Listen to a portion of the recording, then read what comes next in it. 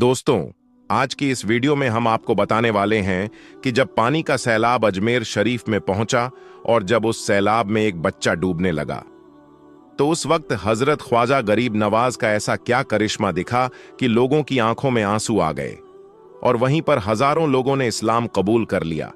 ये जानकर यकीनन आप भी हैरान रह जाओगे। इसलिए आज का ये वीडियो बहुत ही ज्यादा खास है, आप इसको आखिर तक जरूर देखें। और सबसे पहले, अगर आपको हजरत ख्वाजा गरीब नवाज से सच्ची मोहब्बत है तो आप इस वीडियो को दिल से एक लाइक जरूर कर दें और इसे शेयर भी कर दें ताकि ये वीडियो और भी लोगों के पास पहुंच जाए। तो चलिए दोस्तों, शुरू करते हैं आज की इस वीडियो को। दोस्तों, सबसे पहले तो हम आपको बता दें कि हजरत ख्वाजा गरीब नवाज को काबा शरीफ की हाजिरी के मौके पर अल्लाह के प्यारे नबी हजरत मोहम्मद सल्लल्लाहु अलैहि वसल्लम की तरफ से ये बशारत मिली थी। आप सल्लल्लाहु अलैहि वसल्लम ने फरमाया था, ए मोइनुद्दीन, तू हमारे दीन का मोइन है। मैं तुझे हिंदुस्तान की विलायत अता करता हूं। जा अजमेर शरीफ जा, वहां पर तेरी वजह से बेदीनी दूर होगी। अल्लाह के प्यारे नबी का हुक्म पाकर फिर हजरत ख्वाजा गरीब नवाज अजमेर शरीफ की ओर रवाना हो गए और इस तरह से फिर आप अजमेर शरीफ में तशरीफ ले आए। दोस्तों, ये उस वक्त की बात है जब अजमेर शरीफ में पृथ्वीराज चौहान का राज्य था और अजमेर में उस वक्त एक मंदिर हुआ करता था जो अजमेर का बहुत बड़ा मंदिर था और ये मंदिर सिर्फ राजा और रानियों की इबादत के लिए ही खास था। और इस मंदिर के पास ही एक तालाब भी था जिसको आज हम और आप अनासागर के नाम से जानते और पहचानते हैं। हिंदू इस तालाब के पानी को बहुत ही पवित्र यानी पाक साफ मानते थे। उनका मानना था कि जो भी इस तालाब में नहा लेगा उसके सारे गुनाह झड़ जाएंगे। कहते हैं इस मंदिर में रात को इतने चिराग जलते थे कि हर रात 3.5 मन तेल उन चिरागों में इस्तेमाल होते थे। अगल बगल के कई देहात इलाके मंदिर के नाम थे, यानी उन देहात की आमदनी मंदिर पर खर्च होती थी। उस मंदिर में हजारों लोग रहते थे जिनका काम आने वालों की सेवा और देखभाल करना था कि कौन सा खुदा बेटा देता है और कौन सा देवता सेहत और तंदुरुस्ती का मालिक है और किस मूर्ति की पूजा से दौलत की बारिश होती है। हजरत ख्वाजा गरीब नवाज रहमतुल्लाही ताला अलैह उस मंदिर के पास चले गए और अनासागर से कुछ दूरी पर चटाई बिछाकर अपने मुरीदों के साथ बैठ गए और उसी वक्त असर का वक्त हो गया। लिहाजा आप रहमतुल्लाही अलैह ने हजरत कुतुबुद्दीन बख्तियार काकी रहमतुल्लाही अलैह से अजान देने को कहा। कुफ्र सिर्क के गढ़ अजमेर में अल्लाह की वाहदानियत और मोहम्मद मुस्तफ़ा सल्लल्लाहु अलैहि वसल्लम की रिसालत का ये पहला ऐलान था। वो लोग इस्लाम को नहीं जानते थे कि इस्लाम क्या है। चुनांचे अजान की आवाज सुनकर वो हैरान हो गए और अपने घर से निकल आए। सब मुसाफिरों ने अनासागर के पानी से वजू किया और नमाज पढ़ना शुरू किया। सब हिंदू हैरान रह गए कि सब भगवान तो अंदर है, तो फिर ये लोग किस भगवान को पुकार रहे हैं। जब शाम हुई तो राजा के ऊंट जो दिन में चरने के लिए गए हुए थे अपने चरवाहों के साथ वापस आने लगे। इत्तेफाक से जहां हजरत ख्वाजा गरीब नवाज रहमतुल्लाही ताला अलैह अपने साथियों के साथ बैठे थे, वो जगह राजा के ऊंटों के बैठने की थी।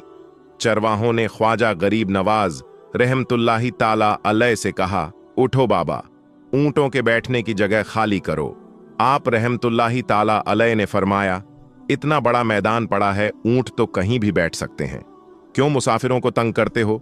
लेकिन वो ना माने और जिद करते रहें कि ऊंट इसी जगह पर बैठेंगे।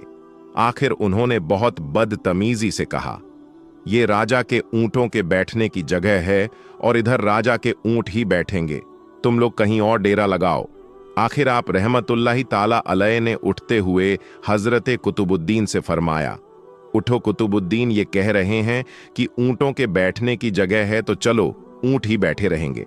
ये कहकर आप रहमतुल्लाही ताला अलैह अपने साथियों के साथ वहां से उठ गए। अगली सुबह जब ऊंटों को चराने का वक्त आया और उनको चराने के लिए ले जाने लगे तो चरवाहों ने ऊंटों को उठाना चाहा, लेकिन पता नहीं ऊंट तो उठने के काबिल ही नहीं थे। उन्होंने ऊंटों को मार मार कर जबरदस्ती उठाना चाहा, लेकिन वो बैठे ही रहे।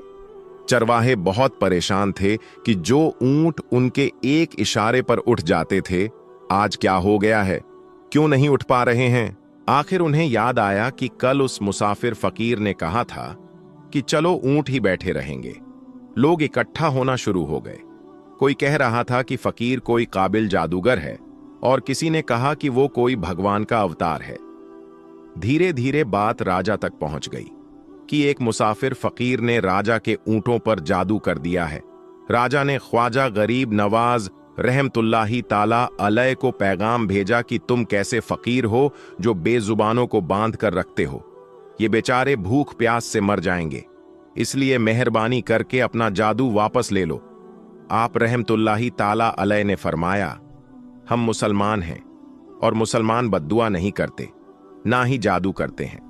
जाओ कहो कि जिसके हुक्म से बैठे थे उसी के हुक्म से उठ खड़े हो जाओ। अब जो जाकर उठाया तो ऊंट फौरन उठ गए और हिंदुओं की दिलचस्पी उन मुसाफिरों में बढ़ने लगी। पांचों वक्त अजान होती और नमाज अदा की जाती। आखिर राजा तक ये बात पहुंच गई कि कुछ फकीर आए हैं जो मुसलमान हैं, पांचों वक्त अजान देते हैं और हमारे पवित्र तालाब को हाथ मुंह धोकर भ्रष्ट करते हैं, यानी कि नापाक कर देते हैं, और तो और हमारे धर्म के खिलाफ बातें करते हैं। कहते हैं कि मूर्तियां पूजने के काबिल नहीं है, ये तो सिर्फ पत्थर है, इसलिए उन्हें यहां से उठाया जाना चाहिए। राजा ने फकीरों को पैगाम भिजवाया कि तुम लोग मांस गोश्त खाते हो और हमारे धर्म के खिलाफ बोलते हो, और तो और हमारे पाक तालाब को अपने हाथ डालकर नापाक करते हो, जो हम बर्दाश्त नहीं कर सकते। इसलिए तुम लोग यहां से चले जाओ। आप रहमतुल्लाही ताला अलैह ने फरमाया कि और भी तो इतने आदमी आते हैं, हमारे पानी पी लेने से कौन सी कमी आ जाएगी। लेकिन वो कहने लगे कि वो सब हमारे अपने धर्म के लोग हैं और तुम दूसरे धर्म के हो। आइंदा तुम लोगों ने तालाब को नापाक किया तो हम बर्दाश्त नहीं करेंगे। आप रहमतुल्लाही ताला अलैह ने हजरत कुतुबुद्दीन बख्तियार काकी रहमतुल्लाही ताला अलैह से फरमाया, कुतुबुद्दीन शायद ये लोग आइंदा हमारे पानी लेने पर कोई लड़ाई झगड़ा करेंगे। जाओ एक मस्किजे में पानी ले आओ ताकि जरूरत के वक्त कुछ तो पानी मौजूद हो। लिहाजा हजरत कुतुबुद्दीन रहमतुल्लाही ताला अलैह ने उनसे फरमाया कि चलो हम मस्किजे से पानी से भर लेते हैं। वो इस शर्त पे मान गए कि तुम्हारा जिस्म पानी से छूना नहीं चाहिए। हजरत कुतुबुद्दीन रहमतुल्लाही ताला अलैह तालाब की सीढ़ियों पर जाकर बैठे और मस्किजा पानी में डुबो दिया। जब वो भर गया तो हजरत कुतुबुद्दीन रहमतुल्लाही ताला अलैह ने वो मस्किजा ऊपर खींचा, लेकिन जैसे ही मस्किजा पानी से बाहर आया तो अना सागर का पानी सूख चुका था। ऐसा लग रहा था कि अना सागर का सारा पानी मस्किजे में बंद हो गया था। अना सागर का सूखना था कि पूरे अजमेर में कोहराम मच गया और वो रो रहे थे कि जो हम गुनाहों की गठरियां लाते हैं और अना सागर में घुसल करके उनसे छुटकारा पा लेते हैं, अब हम गुनाहों का बोझ लिए किधर जाएंगे। सारे इलाके में खबर फैल गई कि मुसाफिर फकीर ने जादू के जोर से अना सागर को सुखा दिया। राजा पृथ्वीराज चौहान ने जब ये सुना तो वो बहुत परेशान हो गया। उसने अपनों वजीरों को बुलाया। सबने यही कहा कि फकीर या तो जादूगर है या फिर वाकई में कोई कामिल फकीर है। साथ ही वो परेशान हुए कि अजमेर की रौनक तो थी ही अना सागर के दम से, उसी की वजह से तो लोग दूर दूर से अजमेर आते थे और अपना ईमान ताजा करके लौटते थे। अना सागर के सूख जाने से हिंदू धर्म के प्रचार को बहुत बड़ा धक्का लगेगा और ये बहुत ही हैरान करने वाली बात थी। आखिर तय किया गया कि फकीर से बात किया जाए। आखिर वो चाहता क्या है? अगर उसकी जरूरत खाने पीने की चीजें होंगी तो हम मान लेंगे, या फिर सब मर्द औरतें और बच्चे जाकर फकीर को मनाएंगे कि लोगों को परेशानी से बचा लीजिए और हम पर रहम कीजिए। हम पाप का बोझ उठाए किधर जाएं और कैसे सुकून पाएंगे? ये काम ज्यादा आसान था। लिहाजा सारे लोग बाबा साहब रहमतुल्लाही ताला अलैह के पास आए और बोले, बाबा तुम भी वजू कर लिया करना, लेकिन भगवान के वास्ते हमारा अना सागर हमें लौटा दो। आप रहमतुल्लाही ताला अलैह ने हजरत कुतुबुद्दीन रहमतुल्लाही ताला अलैह से फरमाया, जाओ कुतुबुद्दीन मस्कीजा वापस तालाब में डाल दो। जैसे ही मस्किजा तालाब में उल्टा गया तो अना सागर किनारों तक उछल आया। उस पानी ने कई दिलों को धो डाला। हिंदू कौम की अपनी तारीख की किताबों में भी हिंदू इतिहासकार इस बात को मानते हैं कि उस शाम 32,000 हिंदू कलमा पढ़कर मुसलमान हुए थे। उन हिंदुओं के मुसलमान हो जाने से हिंदू पंडितों और आम हिंदुओं में भी गुस्से का तूफान उठ खड़ा हुआ था। वो सोच में पड़ गए थे कि फकीर अगर कुछ दिन और इधर रुक गया तो देवी देवताओं का तो नाम लेने वाला भी कोई नहीं होगा। लिहाजा लोगों ने राजा को मजबूर किया कि जल्द से जल्द कुछ किया जाए। राजा पृथ्वीराज चौहान ने मंदिर के बड़े पंडित रामदेव को बुलाया और उसे बाबा साहब रहमतुल्लाही ताला अलैह से मुकाबला करके जल्द से जल्द उन्हें हराने को कहा और अजमेर से बाहर निकाल देने का हुक्म दिया। रामदेव अपने वक्त का माना हुआ पंडित था, जिसके इल्मे काबिलियत के दूर दूर तक धूम मची हुई थी। उसने राजा को यकीन दिलाया कि जल्द ही राजा को कोई अच्छी खबर सुनाएगा। रामदेव बाबा साहब रहमतुल्लाही ताला अलैह के पास आया और उल्टे सीधे सवालत करने शुरू कर दिए। बाबा साहब रहमतुल्लाही ताला अलैह चुप रहे। जब रामदेव ने हद से बढ़कर शोर मचाना शुरू किया तो बाबा साहब रहमतुल्लाही ताला अलैह ने उसकी तरफ आंख उठाई और मुस्कुराकर फरमाया, रामदेव, तू शोर मचा रहा है और मैं तेरे माथे पर ईमान का नूर चमकता देख रहा हूं। इस निगाह और इस लहजे में ना जाने क्या जादू था कि रामदेव कदमों में गिर गया और रोते हुए बोला, बाबा, जिस धर्म के तुम हो उसी धर्म में मुझे भी शामिल कर लो। सब लोग जो ये सब देख रहे थे देखते ही रह गए, हैरान और परेशान थे कि ये क्या हुआ। जो खरीदने आया था वो खुद बिक चुका है, जो जीतने आया था वो हार चुका है। पंडित रामदेव खुद ख्वाजा गरीब नवाज रहमतुल्लाही ताला अलैह के हाथों पर मुसलमान हो चुका था। सुभान अल्लाह। दोस्तों, फिर एक दिन की बात है, हजरत ख्वाजा गरीब नवाज असर की नमाज से फारिग होकर दरिया के किनारे सैर कर रहे थे। इतने में आपकी नजर एक बूढ़ी औरत पर पड़ी जो जारो कतार रो रही थी और वो कपड़े से अपने आंसू साफ कर रही थी। ये देखकर हजरत ख्वाजा गरीब नवाज ने अपने एक खादिम को अपने पास बुलाया और हुक्म दिया कि वो उस औरत के पास जाए और जाकर उससे पूछे कि वो क्यों रो रही है। हुक्म पाकर वो नौकर उस औरत के पास गया और पूछने लगा, ए माई, आप क्यों रो रही हैं? आपके रोने की वजह क्या है? इस पर उस बूढ़ी औरत ने उसे बताने से इनकार कर दिया। इसके बाद हजरत ख्वाजा गरीब नवाज खुद उस औरत के पास तशरीफ ले गए और आपने उस बूढ़ी औरत से दरियाफ्त किया, ए माई, आप क्यों रो रही हैं? हजरत ख्वाजा गरीब नवाज के नूरानी चेहरे को देखकर उस बूढ़ी औरत ने बताना शुरू कर दिया। वो कहने लगी, बाबा, मुझे ना ही किसी ने मारा है और ना ही मुझे किसी ने सताया है, लेकिन बात यह है कि मैं जब भी यहां पर आती हूं तो मुझे मेरा इकलौता बेटा याद आ जाता है। उसके बाद उस बूढ़ी औरत ने बताया कि मैं जवानी में ही बेवा हो गई थी और मेरा इकलौता बेटा बचपन में ही यतीम हो गया था, लेकिन मैंने अपने बेटे को बड़े ही लाड प्यार से पाला था। मैंने सोचा था कि मैं इसकी शादी करके बहू लाऊंगी और ये मेरे बुढ़ापे का सहारा बनेगा। फिर एक दिन मैं अपने बेटे के साथ इस तालाब में नहाने के लिए आई और अपने हाथ धोने के लिए आई। मेरा बेटा नहा रहा था कि तभी दरिया में एक जोरदार सैलाब आया और देखते ही देखते मेरी आंखों के सामने ही मेरा इकलौता बेटा पानी में डूब गया और फिर उसका कहीं पर भी कोई पता नहीं चल सका। इस तरह वो मेरा इकलौता बेटा मर गया।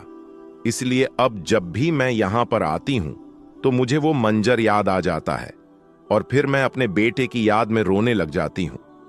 ये सुनकर हजरत ख्वाजा गरीब नवाज ने फरमाया, ए माई, आपके बेटे को डूबे हुए कितने दिन हो गए हैं? तो वो कहने लगी कि 12 साल हो गए हैं। इसके बाद हजरत ख्वाजा गरीब नवाज ने फरमाया, ए माई, रो मत, अब तू मेरी अल्लाह की कुदरत का करिश्मा देख, अभी थोड़ी देर में ही तेरा वो बेटा वापस आ जाएगा। दोस्तों, इसके बाद हजरत ख्वाजा गरीब नवाज ने वहीं पर मुसल्ला बिछाया और 2 रकात नमाज अदा की और फिर हाथ उठाकर अल्लाह से दुआ करने लगे। आप कहने लगे, ए मेरे परवरदिगार, इस माई के बेटे को वापस कर दे। इस पर अल्लाह ताला की तरफ से इरशाद हुआ, ए मोइनुद्दीन, ए मेरे बंदे, इसका जो बेटा डूबा था उसे तो मछलियां खा गईं और फिर उन मछलियों को इंसान खा गया है। इंसान खाकर उसको हजम भी कर गया है। फिर जब इंसान ने फजल किया तो उसे कीड़े खा गए हैं। फिर कीड़ों को ये जमीन हजम कर गई है। तो ये सुनकर हजरत ख्वाजा गरीब नवाज ने अर्ज किया, ए मेरे मौला, तेरे लिए क्या मुश्किल है? तो इस पर अल्लाह ताला ने इरशाद फरमाया, ए मोइनुद्दीन, ए मेरे बंदे, तू कुछ और मांग ले। इसके बाद हजरत ख्वाजा गरीब नवाज ने वहीं पर अपना जोगा उतार दिया और अर्ज करने लगे, ए मेरे मौला, तेरी इज्जत की कसम, अगर इसका बेटा वापस नहीं आया तो मैं जिंदगी भर ये लिबास नहीं पहनूंगा। बस इतना कहना था कि इतने में ही अल्लाह ताला की तरफ से इरशाद हुआ, ए मोइनुद्दीन, ए मेरे बंदे, अब तू मेरी कुदरत का करिश्मा देख। इसके बाद पलक झपकते ही बूढ़ी औरत का वो बेटा उसी तरह से दरिया के किनारे पर आ गया जिस तरह से वो 12 साल पहले दरिया के किनारे पर खड़ा था। अल्लाह की कुदरत का ये करिश्मा देखकर वो बूढ़ी औरत दंग रह गई। फिर हजरत ख्वाजा गरीब नवाज ने फरमाया, माई, तुझे तेरा बेटा मिल गया है, अब तू खुशी से अपने घर पर ले जा। दोस्तों, कहा जाता है कि इस हैरत अंगेज मंजर को देखकर फिर हजारों लोगों ने इस्लाम कबूल कर लिया था। हिंदू धर्म की खुद अपनी तारीखी किताबों में लिखा है कि उस शाम 30,000 लोगों ने एक साथ में कलमा पढ़ा था। इसके बाद हजरत ख्वाजा गरीब नवाज ने अल्लाह से अर्ज किया, ए अल्लाह, मुझे इसके लिए 3 मर्तबा क्यों कहना पड़ा? आखिर इसका क्या राज है इस पर? अल्लाह ताला ने इरशाद फरमाया, ए मोइनुद्दीन, इसके बेटे को मछली खा गई। मछली को इंसान खाकर फुजलत कर दिया, जिसको फिर कीड़ों ने खा लिया। कीड़ों को भी मिट्टी खा गई।